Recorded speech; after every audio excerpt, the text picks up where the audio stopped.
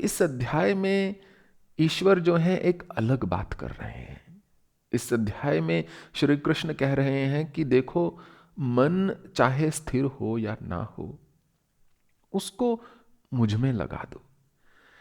एक बड़ी सुंदर पौराणिक कथा मेरे स्मरण में आ गई, क्योंकि यदि भगवत गीता का अध्ययन किया जाए तो एक दो जगह को छोड़कर भगवान ने कहीं ज्यादा अधिक कोई ऐसे महत्वता नहीं दी है गुरु को। भगवान ने ये ज्ञान अर्जुन जैसे के लिए दिया है जो बिना गुरु के भी कहीं ना कहीं चल सकता था स्वयं। हालांकि अर्जुन ने ऐसा कहा भगवान से, कार्पण्य दोषोपत स्वा पृच्छामि त्वाम धर्म समूढ़ चेता यत् श्रेयस्या निश्चितम ब्रूहि शिष्य अस्ति हम शाधिमा त्वाम प्रपन्नम, कि मैं आपके सामने अपना शिष्य, आपका शिष्य बनकर आया हूं अब, इसलिए जो मेरे लिए उचित है, जो एक शिष्य के लिए उचित है, वैसा बता दीजिए। उस भाव में ही भगवान ने अर्जुन को वैसा ज्ञान दिया। प्रश्न उठता है कि क्या वास्तव में गुरु का होना जरूरी है? यदि ये सारा साधन और सारी साधना और जो मार्ग है जब भगवत गीता में बता ही दिया गया है, तो क्यों नहीं हर व्यक्ति उसको प्रशस्त कर पाता? इसमें एक बड़ी सरल सी बात है। जब तक जीवन में एक सच्चा गुरु ना हो तब तक अहंकार नहीं टूटता। और अक्सर जो शिष्य है गुरु को जब छोड़ता भी है तो अहंकारवश ही छोड़ता है कि ये गुरु से मेरे लिए सीखने लायक कुछ नहीं रहा, या ये गुरु से अब मैं, ये वैसा नहीं रहा गुरु जैसा पहला था, या गुरु बदल गया या शिष्य बदल गया। कहीं ना कहीं एक अहंकार का बोध है। तो पौराणिक कथा मेरे एक जहन में थी। देवऋषि नारद भगवान विष्णु से मिलने जाते हैं, उनका दर्शन करते हैं। भगवान अपने वैकुंठ में एक उच्च आसन पर विराजमान है, पूर्ण सर्वाभरण भूषिता, मतलब सर्व आभूषणों से सुसज्जित है, मुकुट है, किरीट है, कमल नयन है, सुकोमल सुडौल शरीर है, और भगवान मंद मंद मुस्कुरा रहे हैं, और सामने आकर देवऋषि नारद बैठ जाते हैं। भगवान से जी भर के वो बात करते हैं। जब आधा घंटा हो जाता है, देवऋषि नारद के जाने का समय हो जाता है, तो उठते हैं तो भगवान अपने जो उनके आसपास सेवा में होते हैं दो को बुला के बोलते हैं, जगह जरा साफ कर दो। देवऋषि नारद के उठने से जब जगह साफ होती है तो नारद के मन में थोड़ा विषाद आ जाता है, थोड़ा संशय आ जाता है, एक प्रश्न उत्पन्न होता है कि जगह क्यों साफ करवाई। उन्होंने अपनी बात को मन में ना रख पाए वो, और महाविष्णु से वो बोलते हैं, नारायण नारायण हे हरि, ये आपकी लीला मैं समझा नहीं। मैं उठा, आपने जगह साफ करवाई, क्या मैं दूषित हूं? क्या मैं बाहर से कोई गंध को लेकर आया हूं अपने साथ कि आपको जगह साफ करानी पड़ी?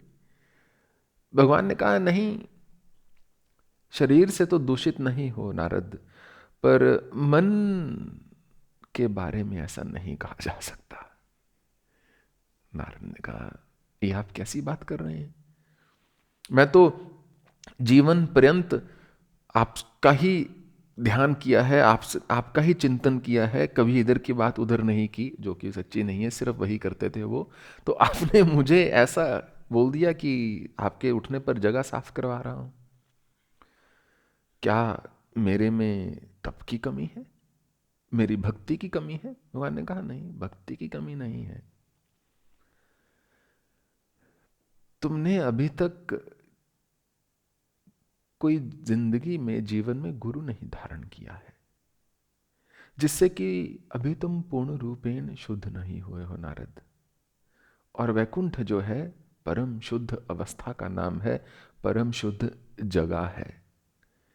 इसलिए मैंने इस जगह को साफ करवाना आवश्यक समझा, क्योंकि ना जाने आपके बाद यहां पर हो सकता है भगवान महादेव आ जाएं, कोई दूसरे देवी देवता आ जाएं, तो जगह, उनका आसन जो है सुसज्जित रहना चाहिए, शुद्ध रहना चाहिए।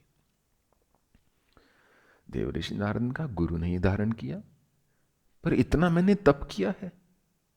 हाँ, तब से तो मैं ये नहीं कह रहा तुम्हारा शुद्धिकरण नहीं हुआ, भगवान विष्णु ने कहा, परंतु नारद एक अहंकार होता है ना, वो गुरु के आने पर ही जीवन में टूटता है। तब तक मनुष्य एक भ्रम में ही जीता है। देवऋषि नारद ने कहा कि पर मैं तो आपको अपना गुरु मानता हूं।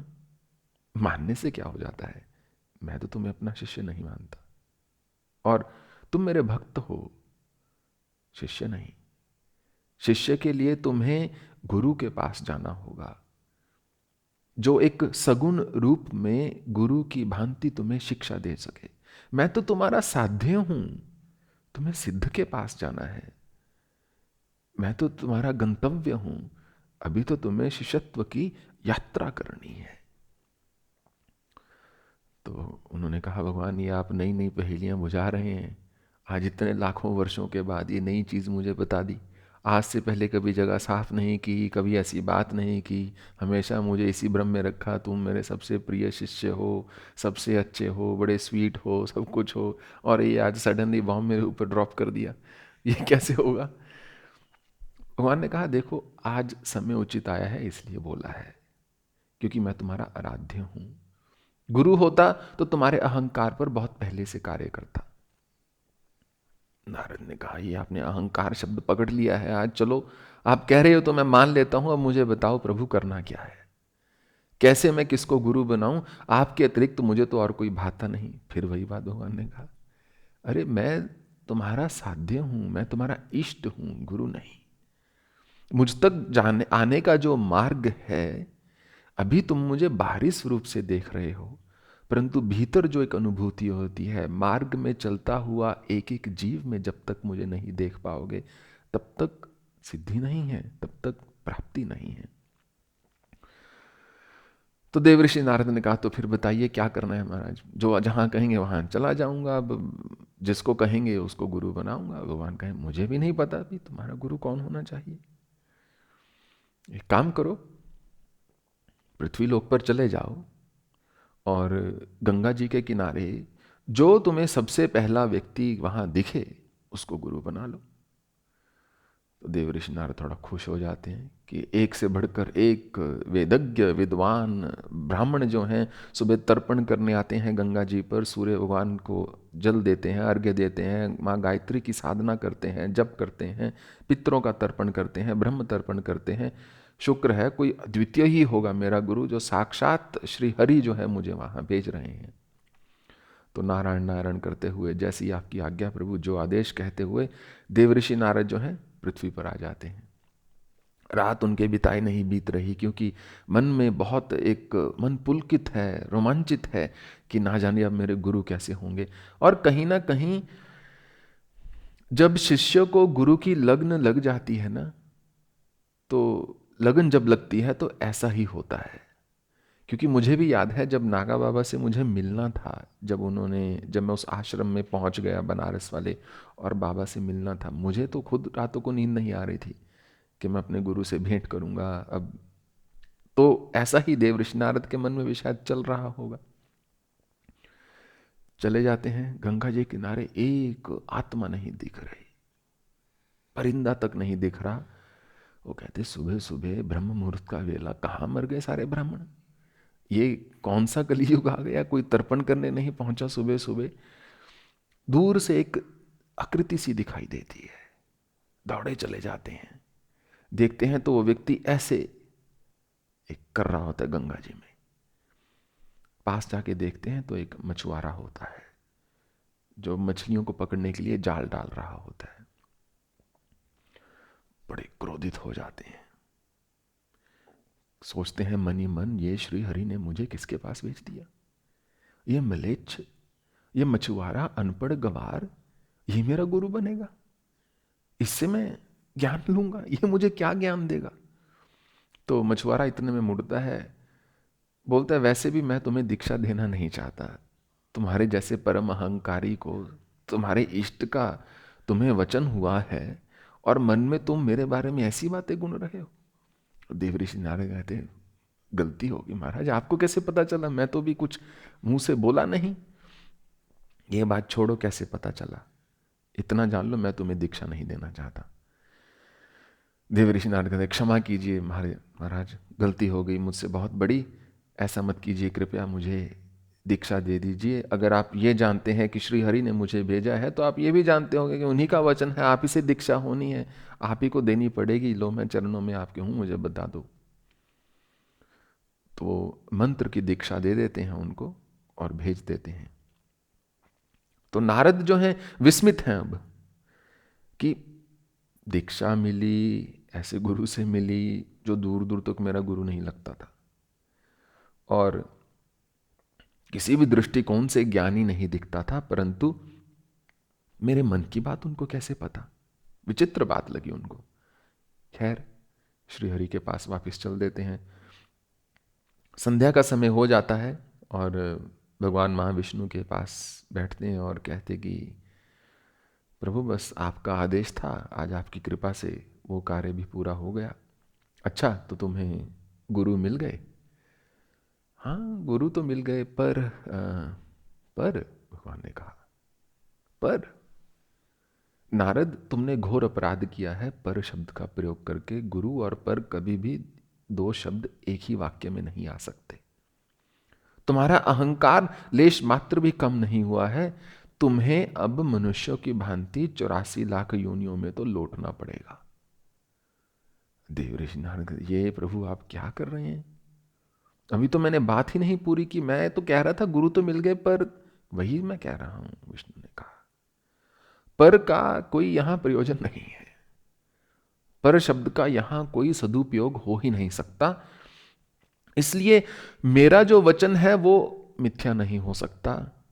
तुम्हें जाकर 84 लाख में 84 में लौटना होगा।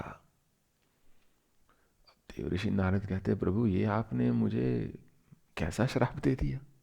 श्राप नहीं दिया है, विष्णु ने कहा, यह तो तुम्हारे भाव का फल है। श्राप देना विष्णु का काम नहीं है। देवऋषि नारद कहते तो कोई तो इसका इलाज बताइए। मैं कैसे बता सकता हूं? विष्णु ने कहा, मैं तुम्हारा इष्ट हूं। इष्ट तो प्राप्ति का नाम है।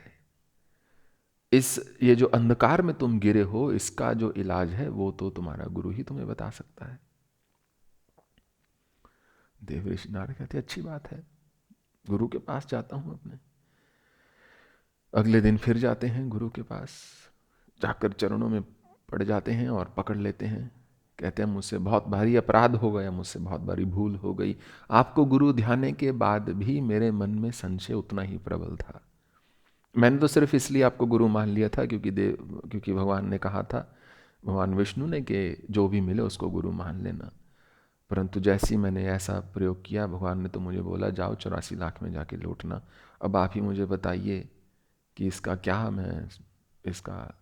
क्या सलूशन निकालूं, क्या इसका अब रहस्य है, कैसे मैं इससे बाहर निकलूं? मैं तो पृथ्वी पर आऊंगा तो मुझे आने में समस्या नहीं है, परंतु मैं अपने हरि को भूल जाऊंगा। पृथ्वी पर विकारों का, विचारों का, भावनाओं का इतना आकर्षण होता है कि मैं भगवान को याद ना रख पाऊंगा, तो मुझे वो जिंदगी से अच्छी मौत है। मुझे बताइए कि मैं क्या करूं?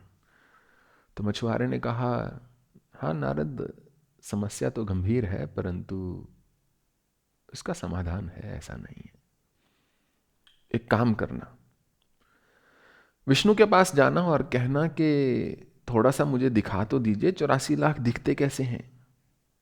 एक तनिक थोड़ा नक्शा ही बना दीजिए कि पहले मत्स्य, या पहले एक जीवाणु, फिर ये, फिर वो, ऐसे ऐसे जीव जो हैं बढ़ते हुए जाएंगे, फिर मनुष्य योनि तक आएंगे, फिर आगे आगे कैसे मेरी उन्नति होगी, प्रगति होगी, अंत में क्या होगा। एक बस थोड़ा सा नक्शा बना दो, एक रास्ता तो मुझे दिखा दो। अंत में तो आप ही को प्राप्त करना है, गंतव्य आप है, अपने मुख से आपने स्वयं ही कहा है। बस मुझे थोड़ा रास्ता बता दो, एक नक्शा मुझे चाहिए, ताकि मुझे पता रहे मैं कहां पहुंच गया, कितना रास्ता तय करना है अभी।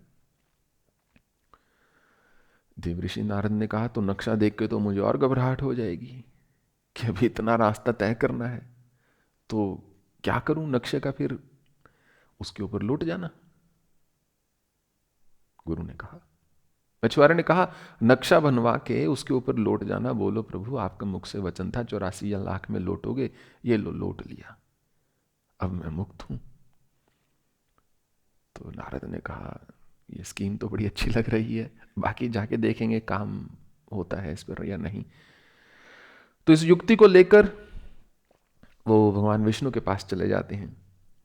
विष्णु के पास जाते हैं तो कहते हैं, भगवान मुझे शिरोधार्य है आपकी आज्ञा, आपका आदेश, चाहे आप उसको श्राप कहें, चाहे वरदान कहें, चाहे आदेश कहें, चाहे आज्ञा कहें, चाहे अनुमति कहें, चाहे विमर्श कहें, कुछ भी उसको नाम दें, मुझे स्वीकार्य है। मुझे बस एक मन में आपसे एक निवेदन है, कहो। भगवान ने कहा, मुझे थोड़ा नक्शा बनाकर दिखा दीजिए, 84 लाख योनियां लगती कैसे हैं, कैसे उनमें मुझे जाना है, पहले कौन सी, दूसरी कौन सी, तीसरी कौन सी। तो जिनकी अध्यक्षता में समस्त प्रकृति चलती है और जिनकी अध्यक्षता में समस्त ब्रह्मांड चलता है, जिन्होंने अनेक कोटि ब्रह्मांड को अपने लेश मात्र एक अंश में धारण किया हुआ है, ऐसे श्री विष्णु ने आंखें जो हैं बंद की और खोली और वहां 84 लाख योनियों का जो है नक्शा बन जाता है। ये लो नारद, ये 84 लाख योनियों का नक्शा है। यहां से शुरू होता है और यहां पर खत्म होता है। पंच तत्वों से भी पहले ये शुरू हो जाता है। देखते ही नारद अपनी वीणा रखते हैं एक तरफ, तुरंत, इससे पहले कि भगवान पूछे क्या कर रहे हो, जैसे गधा लौटता है ऐसे उस नक्शे के ऊपर लौटना शुरू कर देते हैं। दोनों हाथ बांध के, जैसे दंडवत में मनुष्य प्रणाम करता है भगवान की, और दोनों हाथ करते हुए ऐसे लौटना शुरू कर देते हैं।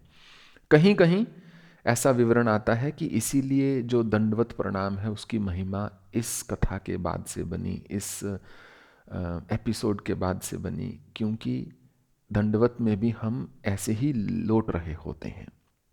तो देवर्षि नारद जो है लौट जाते हैं और कहते हैं, भगवान आपने कहा था 84 लाख में लौटना पड़ेगा, ले लीजिए, मैं तो लौट लिया।